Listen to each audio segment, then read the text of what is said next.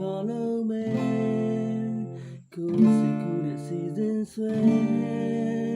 အဲ့ဒီမပြတ်ကရောက်ဖို့တည်ကြဘူးကိုယ်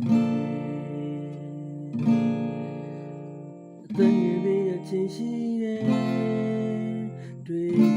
တကယ်မှမယ်ကိုယ်တိုင်တွေ့ခဲ့ရင်စင်ကြယ်မိနိုင်ဖို့ဝေးမယ်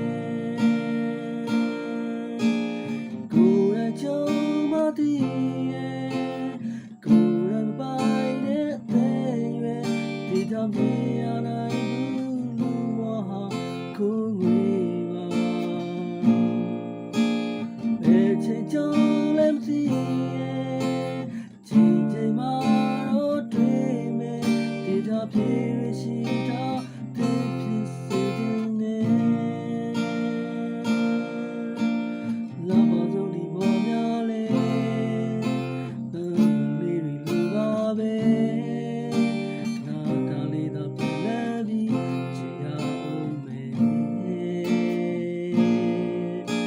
လေးလေးတွေဆိုရင်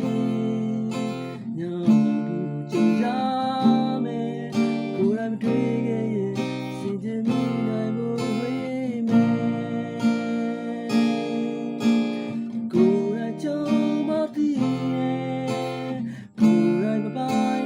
တဲ့ရွယ်ဒီကြောင့်မြင်ရနိုင်ဘူးလူဝဟာကိုယ်ငွေ